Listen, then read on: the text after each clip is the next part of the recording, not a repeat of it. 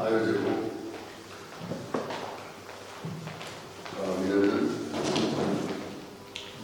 ये कार्यक्रम मुझे बिल्कुल उनका इस मायने में लगा कि इसमें औपचारिकता नहीं है, हम अनौपचारिक रूप से बात कर रहे हैं।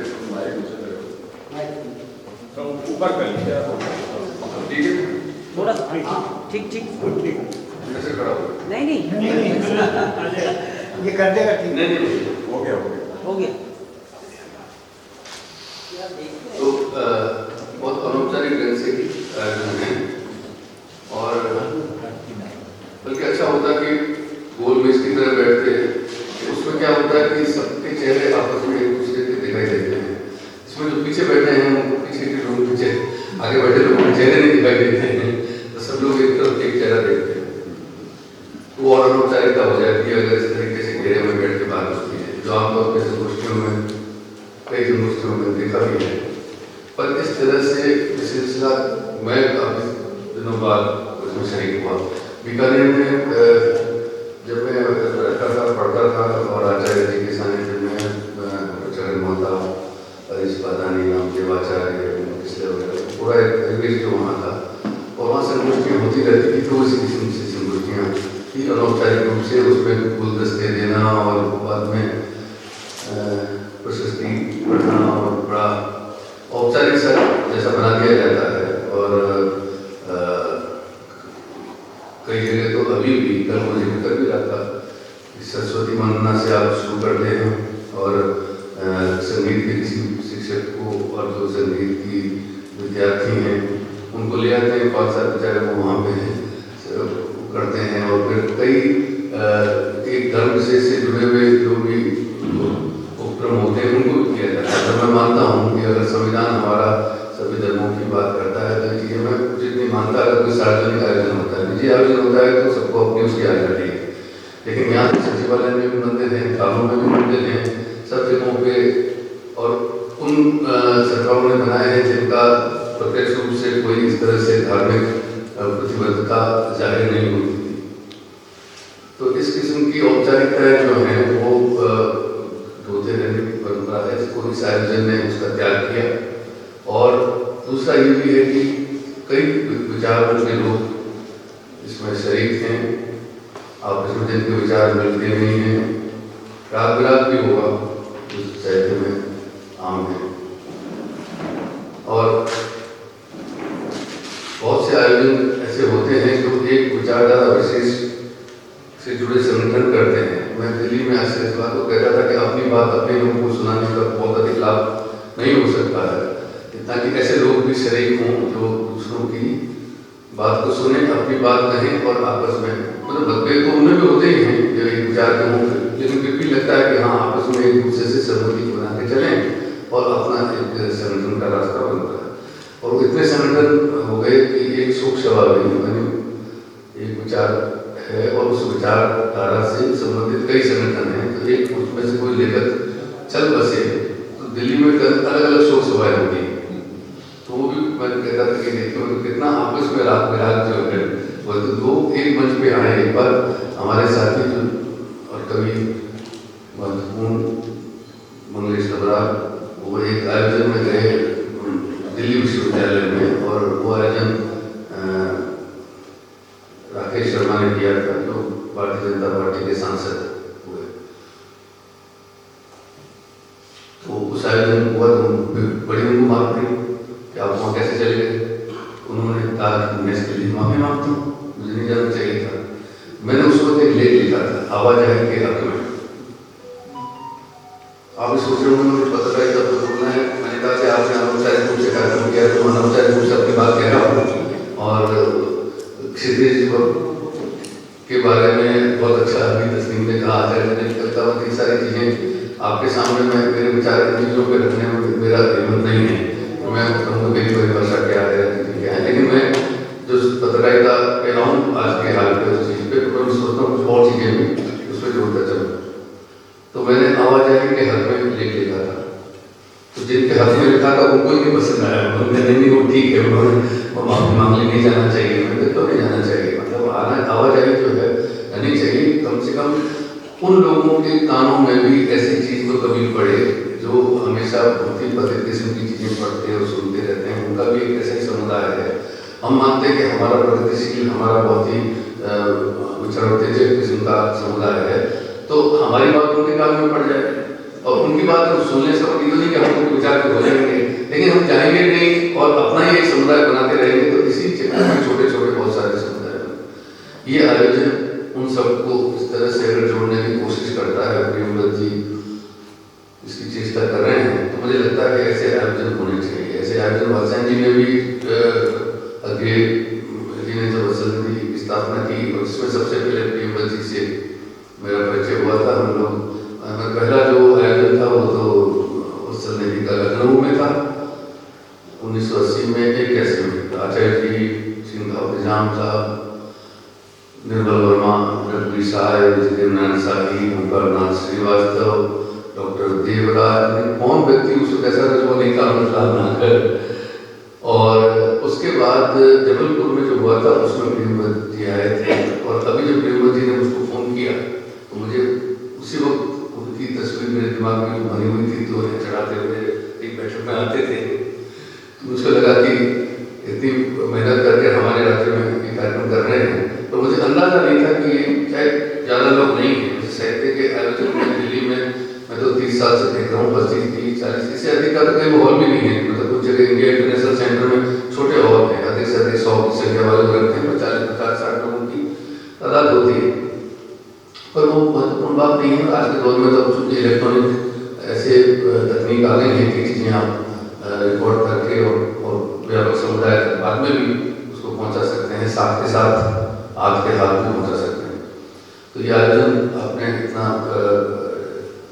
खुले ढंग से किया, इसके लिए प्रियव्रत जी को बधाई। और स्थानीय रूप से भी इतनी लगाव के साथ में लोग यहाँ पे कार्यक्रम संपन्न कर रहे हैं। डॉक्टर माणिक हैं, कनक जी हैं, विष्णु जी हैं, उनसे लेके मनोज तक बहुत अच्छा व्यवस्थित है, इसके लिए मैं आपको बधाई देता हूँ। अब सृजनात्मकता की जो बात है तो चूँकि साहित्य से ज़्यादा जुड़ी हुई है और पत्रकारिता का सृजन से कितना लेना देना है, इसको लेकर के आज के दौर में तो विवाद हो सकता है। मैं व्यक्तिगत तौर पे मानता हूँ कि बहुत दूरी नहीं है। आप सृजनात्मक ढंग से सोचते हैं, सुलझे हुए व्यक्ति हैं, आपके पास कुछ ख्याल भी है, विचार भी है, आपके पास कुछ अनुभव भी है, अनुभव को समझने की, यथार्थ को समझने की ताकत भी है, तो आप सृजनात्मकता के घेरे में हैं और आप अच्छी पत्रकारिता भी कर सकते हैं। पत्रकारिता शब्द का बहुत धुंधला गया है और मैं नहीं मानता हूँ कि बहुत कोई सम्मान का पेशा। आज टेलीविज़न और दूसरी जो सुविधाएँ आई उनमें जिस किस्म की चीज़ें हुई हैं, जिस तरह की पत्रकारिता में मिल्कियत का दायरा बढ़ा है, पूंजी का, बाजार का जिस तरह से उसमें जमाव हुआ है, उसके बाद में तो नहीं, लेकिन अगर मैं पीछे के दौर में लेके जाऊँ, जो मैं लेके जाऊँगा ही, तो पता चलेगा कि किस दौर से हम लोग निकल के आए हैं, किस दौर में हैं और किस दौर में वापस हमको कोशिश करनी चाहिए कि कोई लौटा दे मेरी बीती हुई। मैं बीकानेर में पढ़ा और मेरी पढ़ाई साहित्य की भी नहीं थी, मेरी पढ़ाई में कोई भाषा का भी कोई तत्व नहीं था।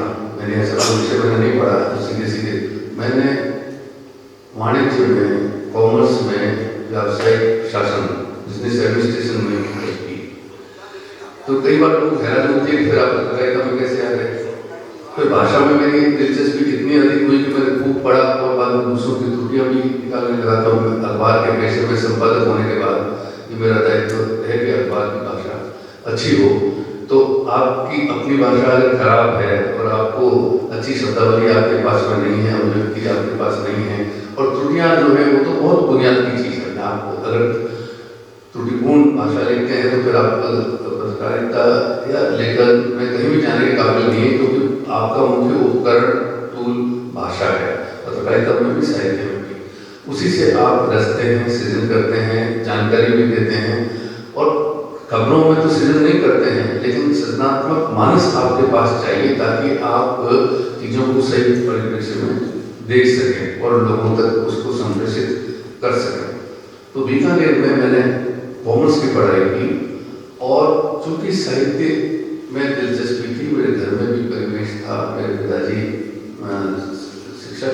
पत्रिकाओं के संपादक थे, लेकिन बहुत सारी पत्रिकाएं साहित्य की और साहित्य पत्रिकाएं घर में आती थी। और फिर बीकानेर का परिवेश जो मैंने आपको शुरू में थोड़ा उसका संकेत किया कि कितने बड़े लेखक और महत्वपूर्ण लेखक उस वक्त बहुत सारे वहाँ पे मौजूद थे।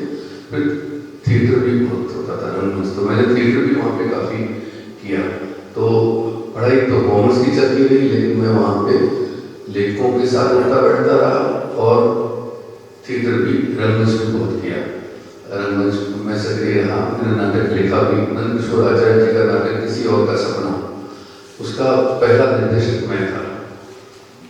मैंने जो नाटक लिखा, वहाँ से नाटक अकादमी का एक समारोह होता था, तो नाटक लिखा, मैंने उसको निर्देशित किया। और वहाँ पे उस वक्त के दिग्गज निर्देशक जैसे एस वासुदेव जयपुर से आए थे, जयपुर से भी रिजवान जहीर उस्मान जो अपने अपने नाटक लेके आए थे। मेरा नाटक उस वक्त प्रथम घोषित हुआ, तो मैं पेशेवर रंगकर्मी की तरह कदम आगे बढ़ाने लगा। और waiting for Godot Vagish Kumar Singh national school of drama से आए, हमारे बीकानेर गए थे, उन्होंने किया, उसमें स्त्रीपों की भूमिका मैंने भाई जुलूस नाटक किया।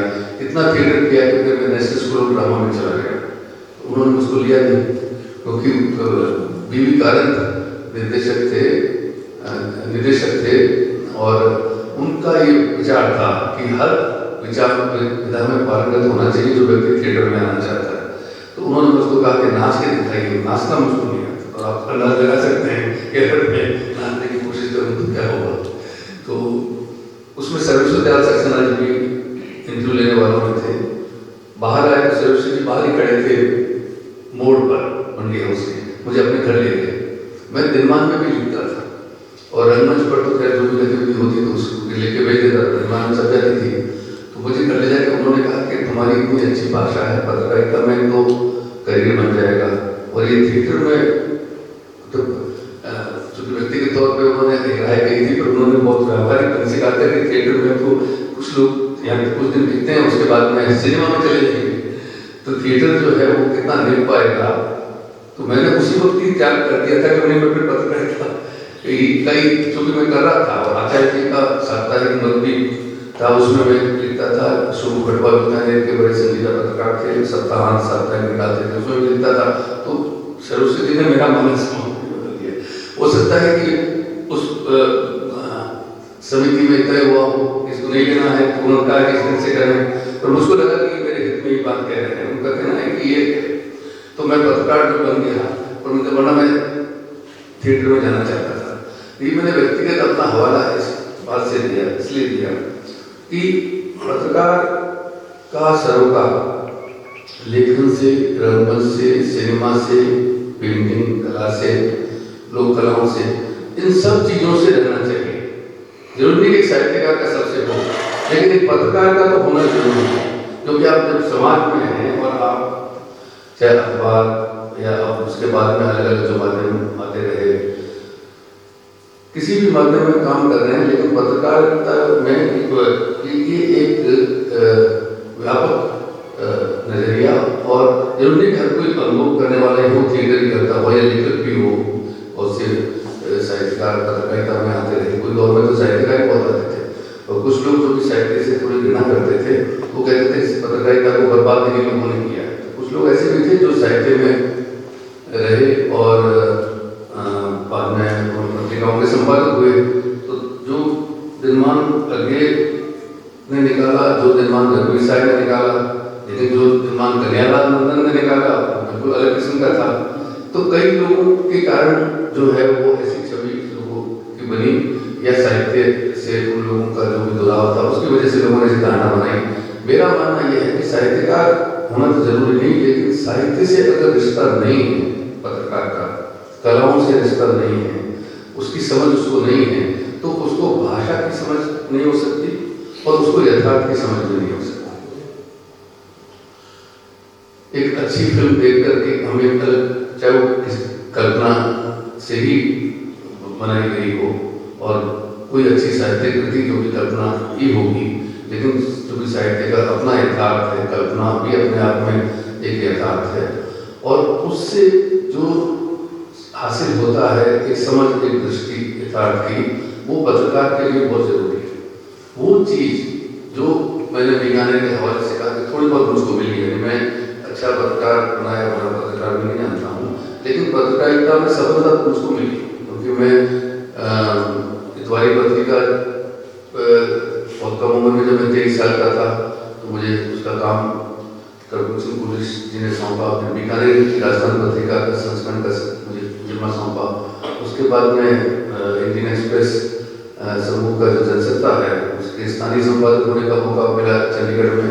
उसके बाद में दिल्ली आ गया और उसका मैंने जो जितने संस्करण निकलते हैं उन सबका संपादन भी किया। तो इस तरह से पत्रकार तो मैं हो गया, और विफल पत्रकार मैं नहीं मानता हूँ अपने आप को, लेकिन मैं ये मानता हूँ कि लोगों में जो इस बात की हैरानी होती है कि आप एक पत्रकार हुए कैसे, क्योंकि आपने पत्रकारिता में, और अभी जब कुलपति बनने के लिए राज्य सरकार ने मुझको आमंत्रित किया और मैं कोई 35 साल बाद वापस जयपुर आया, तो कई लोग, आप जानते हैं, सब तरह की चीजें होती है, तो लोगों ने भी कहा कि आपने तो पत्रकारिता में डिप्लोमा नहीं किया। तो हमारे को होता ही नहीं था, सच्चाई तो ये है। आपने डिग्री नहीं पत्रकारिता में, आप कैसे इसके कुलपति हो सकते? आपने PhD भी नहीं की, तो 45 साल पत्रकारिता की वो तो घाट में गई, लेकिन वो तो उनका कि आपके पास में तो नहीं डिप्लोमा डिग्री, तो मेरे पास नहीं है। और ये मैं नहीं कहता हूँ कि उसकी आवश्यकता नहीं है, लेकिन उसके बगैर बहुत सी पत्रकारिता हुई है और उसके बावजूद अच्छी पत्रकारिता हो सकती है। लेकिन आपके पास में अगर औपचारिक शिक्षा दीक्षा आज की जिस तरह से होने लगी है, और अगर अच्छे शिक्षक आते हैं और पत्रकारिता के समुदाय से भी आते हैं पढ़ाने के लिए, सिर्फ शास्त्रीय शिक्षण वाले नहीं आते हैं, तो मेरा मानना है कि अच्छी भाषा की समझ, पढ़ने की समझ, यथार्थ की समझ, सिनेमा की समझ, पेंटिंग कला, इनकी समझ ऐसे विश्वविद्यालय में, हमने जो यहाँ पे इस विश्वविद्यालय का जिक्र तस्लीम में किया, तो उसमें जिस तरीके से उनकी रूपरेखा बनाई, उस रूपरेखा में इसकी कोशिश की सारी चीज़ें, इस तरह की समझ जो है वो यहाँ पढ़ने वाले को हासिल होनी चाहिए।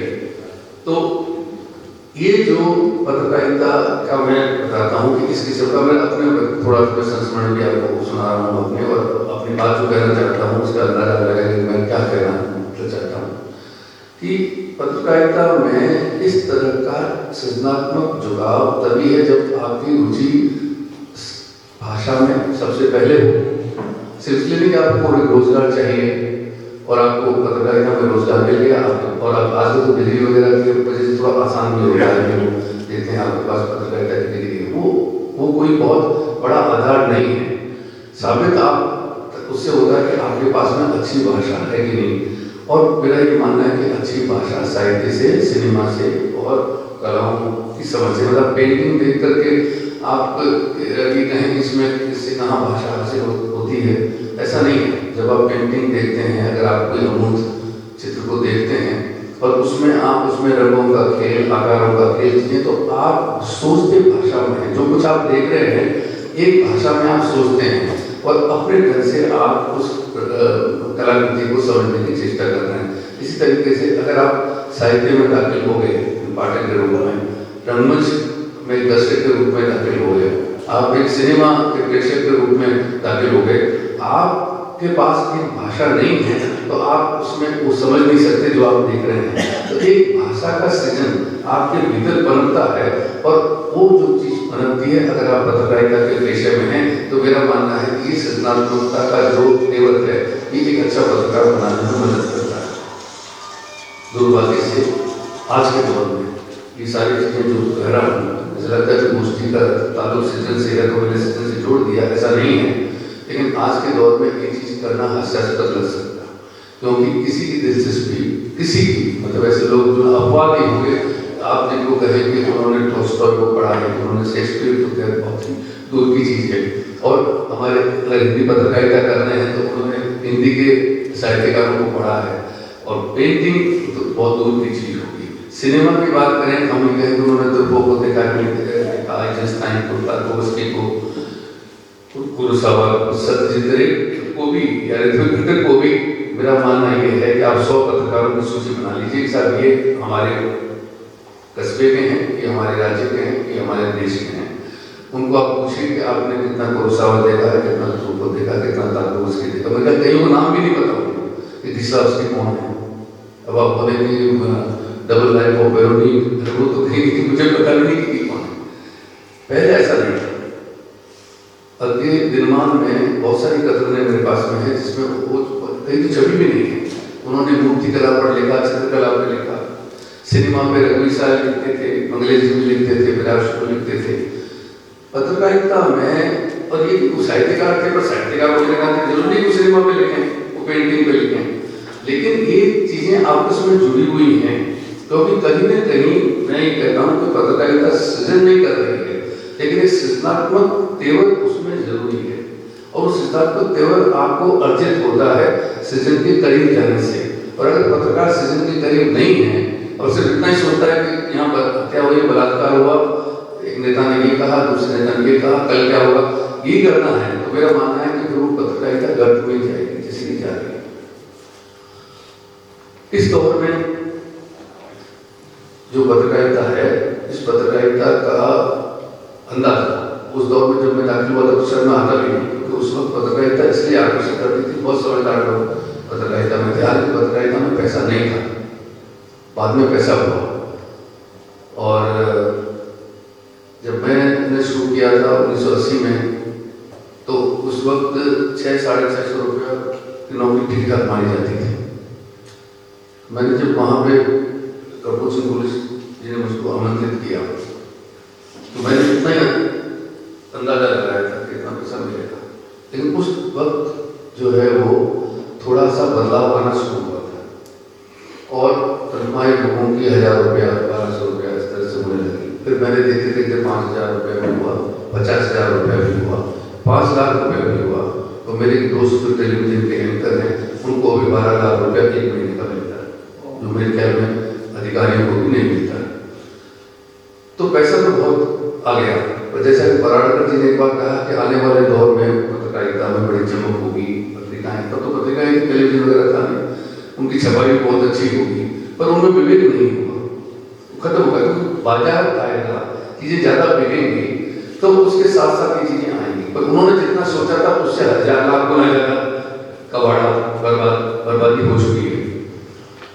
अब जो है अखबार, जो मैंने 1980 की बात बता रहा था, जो पैसा उनको बढ़ना शुरू हुआ, तो उस वक्त ये था कि सरकार ने एक वेज बोर्ड स्थापित किया। वो जो वेज बोर्ड था, जो अलग अलग वक्त में अलग अलग, बाद में किसी न्यायाधीश की अध्यक्षता में वो दोबारा काम करता था और पुरानी सारी चीजों को देख करके फिर नए सिरे से वेतनमान वगैरह तय करता था। तो बचावत आयोग आया, मनीषाना आयोग आया वगैरह से आयोग आया, और उससे ये था कि पत्रकारिता के रोजगार में एक सुरक्षा थी। पूंजीवाद और बाजारवाद के कब्जे में जब आने लगा ये 90 के बाद और 2000 में आप समझिए कि पतन की शुरुआत होती है उस वक्त। और अब जो सिलसिला है उसमें तो आपने अखबार में पढ़ा ही होगा कि अडानी खरीदने जा रहा है। अंबानी ने तो बहुत सारे चैनल खरीद लिए हैं, जो राजदीप सरदेसाई ने खून पसीने से चैनल स्थापित किया, नेटवर्क टेकिंग सारा अंबानी ने खरीद लिया, टीवी है अंबानी ने खरीद लिया। तो दलाल लोग, बाजारू लोग, बड़े बड़े व्यवसायी, वो सब आ गए और उन्होंने मीडिया को खरीद रखा है। अब मीडिया को खरीद रखा है, लेकिन संपादकों को तो नहीं खरीद रखा है, कोई कह सकता है संपादकों को खरीद रखा है, क्योंकि जो पैसा दे रहे हैं इतना पैसा। और वो जो मैंने आपको जिक्र किया कि जो आयोग बनते थे सरकार के, वो बिल्कुल अप्रासंगिक हो गए। अब कोई भी अखबार या टेलीविजन कोई अखबार वो तो दूसरी है, वो वेज बोर्ड के हिसाब से वेतन नहीं देता है। वेज बोर्ड के हिसाब से नौकरी भी सुरक्षित रहती थी, आपको आसानी से निकाला नहीं जा सकता था। अगर आपने कोई त्रुटि की, गलती की, आपको उसके लिए समझाया जा सकता है, आपको उसके लिए चेतावनी दी जा सकती है। ये हो सकता है कि आपको आपका जो पदोन्नति आपकी रोक दी जाए, लेकिन नौकरी से निकालना आसान नहीं है। मैंने एक वरिष्ठ व्यक्ति को चंडीगढ़ में निकाला था और सहयोग से वो राजस्थान से आया हुआ था, और बहुत ही मतलब वहाँ पे पंजाब में तो जो करप्शन है उसको कोई बहुत बुरा नहीं मानते हैं, मतलब चोरी छुपे कोई व्यक्ति भ्रष्ट होता वो ऐसा नहीं है। और अब धीमे धीमे करके और जगह पे भी होने लगा। से आप प्लॉट ले लें, सरकार से मकान ले लें, दिवाली के वक्त बहुत सारे उपहारों की अपेक्षा आप करें। कोई हमने सुना है कि नहीं मिलता तो फोन करते हैं, उसको तो मिल गया, हमको नहीं मिला है वगैरह।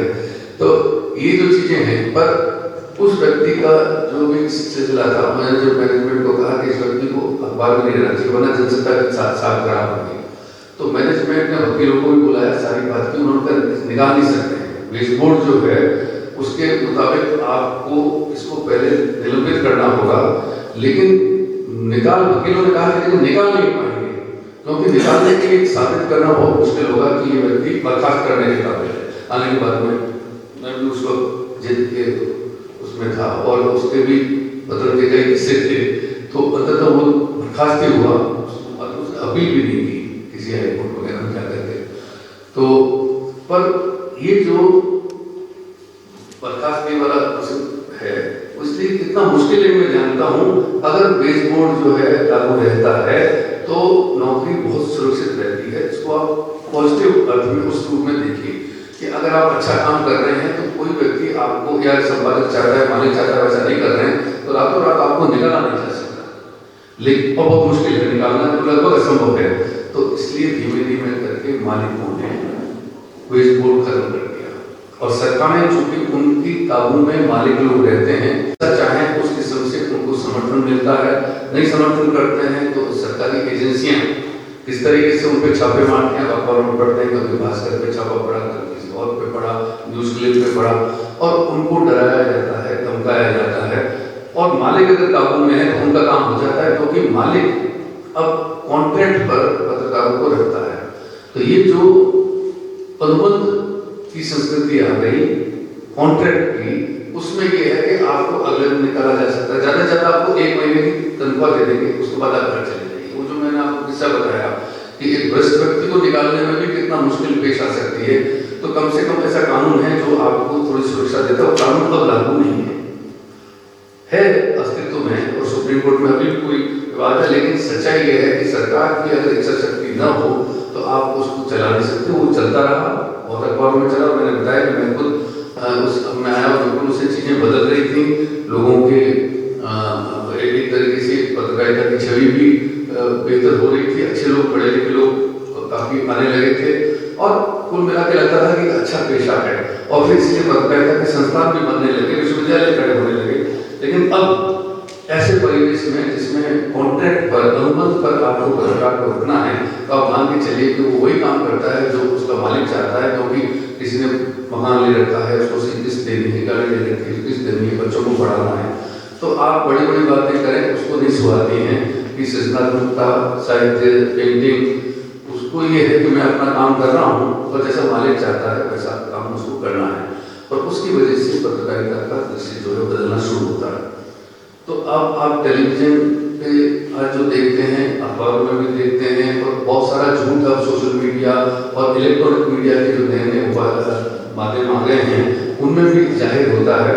तो उसकी वजह ये है कि कोई आपके पास में उस तरह का जिम्मेदारी का अभाव नहीं है, और जो पैसा लगाता है वो उस पैसे को दोबारा अर्जित करना चाहे न चाहे, लेकिन वो किसी और को खुश करना चाहता है, ताकि उसके बाकी जो व्यवसाय हैं, क्योंकि जितने लोग अब मीडिया के मालिक हो गए उनके दूसरे व्यवसाय हैं। पहले एक दौर ऐसा था जिसमें इंडियन एक्सप्रेस, राजस्थान पत्रिका, हिंदू, ऐसे बहुत से प्रतिष्ठान थे जो सिर्फ खबर का काम करते थे, अखबार का काम करते थे।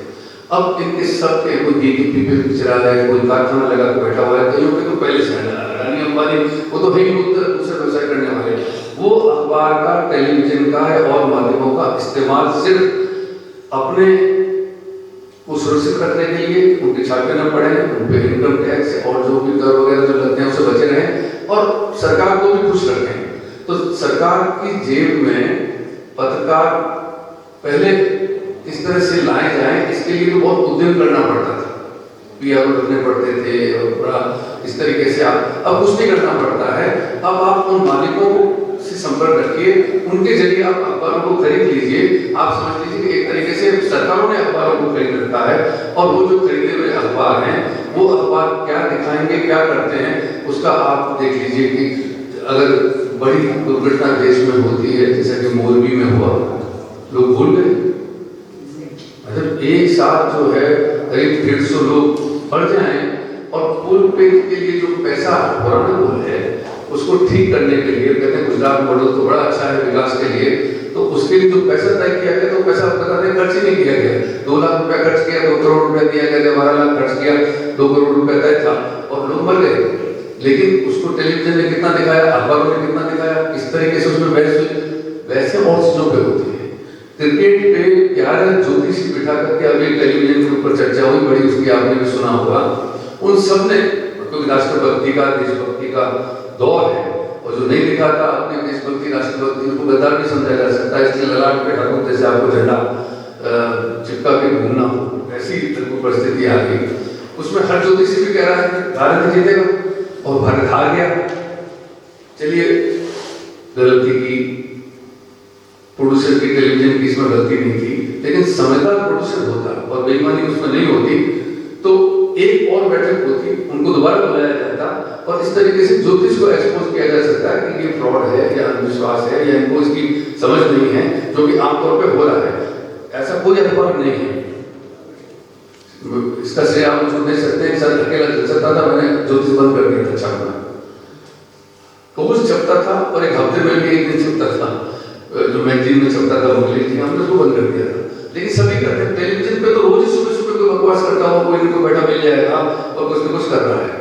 फिर जो बाकी चीजें आती हैं उनमें कितनी जगह मीडिया में आप पाते हैं कि साहित्य के लिए रह गई है, कितनी जगह पर्यावरण के लिए रह गई है। पर्यावरण को तो सीधे सीधे जीने बढ़ने का सवाल है, जब का पर्यावरण कहती है आप लिखे तो शायद हो सकता बोझिल हो, लेकिन जब आप कहें कि हवा में जहर है और आप उसको करें तो लोगों को लगता है कि हाँ हमारे बच्चों के ऊपर इसका असर पड़ सकता है। आप पर्यावरण पर कुछ नहीं लिखेंगे, छापेंगे, दिखाएंगे, कृषि को भी बिल्कुल उपेक्षित रखेंगे, आप अर्थव्यवस्था को भी, नोटबंदी जैसा कहर अपराध सरकार के हाथों हुआ और देश के प्रधानमंत्री ने कहा कि मुझे तो आप 50 दिन बाद में सड़क पे मेरे साथ अभी सलूक कीजिएगा, बस मुझे 50 दिन दे दीजिए। आप देखिए कितना अरसा गुजर गया और अभी अखबार में 4 दिन पहले खबर छपी, जब नोटबंदी की बरसी थी उस दिन अखबार में ये खबर छपी थी कि कितना धन बाजार में नकदी में है, क्योंकि आपने नकदी को खत्म करने का भी एक कारण बताया था। मूर्खतापूर्ण ढंग से आपने एक नोटबंदी लागू की, कोई उसको आलोचना भी नहीं करता। तो मैंने कहा कि आलोचना नहीं कर सकता पत्रकार, क्योंकि उसका मालिक जो है वो सरकार की जेब में बैठा हुआ है और हम सिद्धांतता की बात करते हैं। स्थितियां जो हैं ये थोड़ा सा मैंने एक फर्क आपको बताया कि कहां से सिलसिला शुरू होता है, जो मैंने अपना अनुभव बताया और कैसी परिस्थिति आ गई कि जिसमें आप अपराध, चोरी, बलात्कार, ऐसे लोग उसको पढ़ना चाहते हैं। लोगों में एक चाव रहता है चीजों में, झगड़ा हो रहा है नहीं भी खड़े हो जाते हैं देखने के लिए, कोई मदद नहीं करता है। आप देखते हैं कि हत्या हो रही है सरेआम और लोग उसका वीडियो बना रहे हैं, तो बाद में दिखाएंगे कि हमारे पास में भी था, सोशल मीडिया पे लगा कि श्रेय लेंगे कि देखो हमने इसका। लेकिन अखबार में इनके अलावा आपको समझदारी की चीजें कम मिलेंगी अखबार, और कई जगहों पर तो संपादकीय पन्ना जो है उसको भी खत्म करने का षड्यंत्र चल रहा है। कई जगह तो हो भी गया है, लगभग इस तरीके से उसको धुंधला बना दिया गया है कि उसमें चीजें, रोचक चीजें लाई, लोग कम पढ़ते हैं, कम पढ़ते हैं साहित्य को, लोग दुनिया में कम ही पढ़ते हैं। गंभीर चीजें कम देखी जाती है, गंभीर फिल्में कम देखी जाती है, लेकिन पहचान भी वही जाती है, ठीक ही वही रहेगी, बाकी तो आएंगी और चली जाएंगी, पैसा जरूर उनसे हासिल हो जाएगा, लेकिन वो टिकाऊ नहीं होगी। तो जो टिकने वाली चीजें हैं, तो अखबार में एक पन्ना तो कम से कम ऐसा बचा रहे, तो सवाल करके इसको मैं कल पढ़ूंगा, इसको मैं परसों पढ़ूंगा, इसको मैं वर्षों बाद में भी मेरे काम आ सकती है चीज, कदर काट के रखे। अब वो समय भी धीमे धीमे करके खत्म हो गया, आपको संपादकीय पन्ना भी उसमें नहीं मिलेगा। और अपराध की चीजें हैं, उससे खुद इतनी गिलानी अखबारों को होने लगी है, कहते नहीं एक दिन ऐसा होगा जिस दिन हम आपको नेगेटिव खबरें नहीं दिखाएंगे, अपनी घोषणा।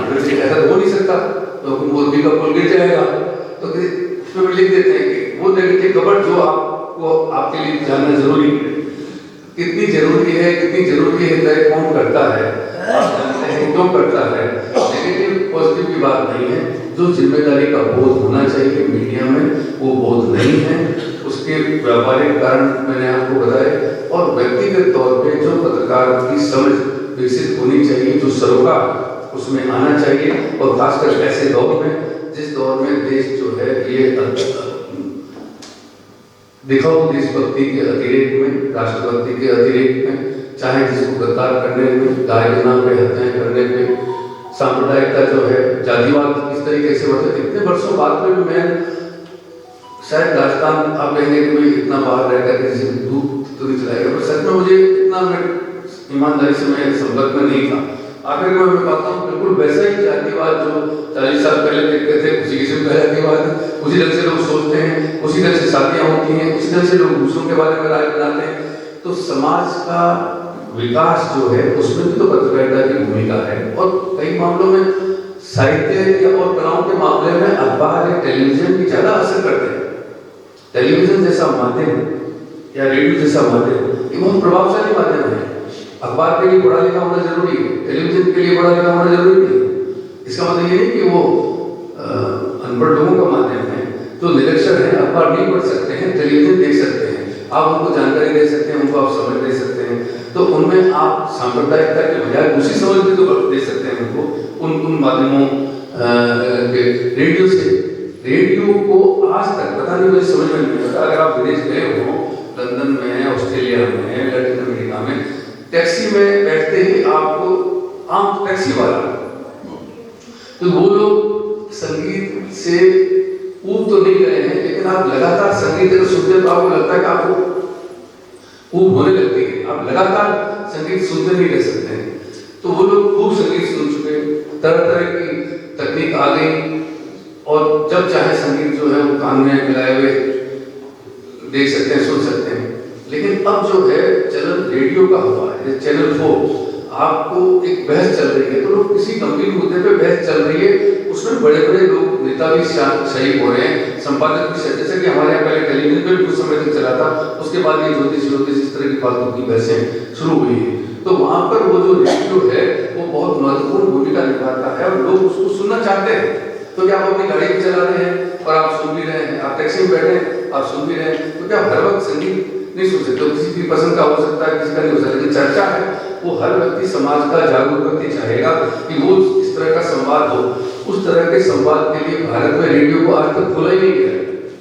अभी भी रेडियो सरकार के कब्जे में है और खोला गया है सिर्फ FM, जिसकी रेंज 100 किलोमीटर से ज्यादा नहीं होती है। और उसमें आप जानते हैं कितना उल जुलूल बकबक करने वाले क्या कहलाते हैं, रेडियो जॉकी, और वो गाने सुनाते रहते हैं। गाने भी बहुत चिचले किस्म के, उस तरह के शोर बचाने वाले बार बार वो गाने आते रहते हैं, या विज्ञापन है उस तरह के बार बार वो दोहराते रहेंगे। वो जो संवाद का परिवेश जो मैं आपको जिसका इशारा करता हूँ वो इस देश में बन सकता है, तो रेडियो तो टेलीविजन से भी ज्यादा कारगर माध्यम साबित हो सकता है। क्योंकि साइकिल पे बांध करके मैंने लोगों को रेडियो सुनते हुए देखा किसी जमाने में। आप खेत में खड़े हैं, आप वहां पर भी ट्रांजिस्टर जो है आप सुन सकते हैं, लेकिन आपको सुनने के लिए तो वहां पे सरकार का ही माध्यम मिलेगा, या FM अगर उस रेंज में गाँव कस्बे तक तो शायद नहीं पहुंच सकता होगा। और अगर उनमें पहुंचता भी खबर भी आती है तो पहला वाक्य ये होता है कि प्रधानमंत्री ने ये कहा है, बुजुर्गों को सरकारी भोंपों की तरह उसका इस्तेमाल होता है। टेलीविजन को खोल दिया, लेकिन रेडियो को नहीं खोलना चाहते हैं, तो ज्यादा प्रभावशाली होते हैं। तो कुल मिलाकर के मेरा ये जो अनुभव है, एक अजीब तौर से, एक अजीब बदनसीब तौर से पत्रकारिता गुजर रही है। और जो परिवेश, जिस तरह के परिवेश में मैंने कदम रखा पत्रकारिता में, उसका थोड़ा इशारा मैंने आपको किया। उस वक्त की पत्रिकाएं, उस ढंग के अखबार, उस ढंग के पत्रकार अब नहीं हैं, और संस्थान जो है वो खड़े हो रहे हैं। कितना इसमें मदद कर सकते हैं, क्योंकि संस्थान भी कितनी गंभीरता से चलाए जाते हैं इस पर निर्भर करता है, कैसे लोग वहां से बाहर निकलते हैं। आगे क्या होगा मैं नहीं कह सकता हूँ, लेकिन इस दौर में तो ये है कि बहुत आसान तरीके से जिसके पास पैसा है और जिसके पास में कुत्सित सत्ता, दोनों मिलकर के मीडिया को खरीद लेते हैं। और जो पत्रकार हैं चाहे रोजगार के लिए उनको मजबूरी में वही करना पड़ता है जो आज की पत्रकारिता के नाम पे हम देख रहे हैं। और बाकी व्यक्तिगत जो ललक होनी चाहिए सृजनात्मक चीजों की वो बढ़ने की, वो भी पत्रकारों में नहीं है। ये भी दुर्भाग्य की बात है, क्योंकि कुछ जगहों पर तो एक किसी चुनाव का मसला होता है, आप कोई अच्छी प्रदर्शनी देखने के लिए, अच्छी किताब पढ़ने के लिए खुद उद्बुद्धित हो सकते हैं, लेकिन लोग नहीं होते हैं, ये भी सच्चाई है। मेरा आपने मुझको मौका दिया अपनी बात कहने का, और अनौपचारिक रूप से मैंने कही व्याख्या जैसा तो कुछ मेरे पास कहने को था नहीं,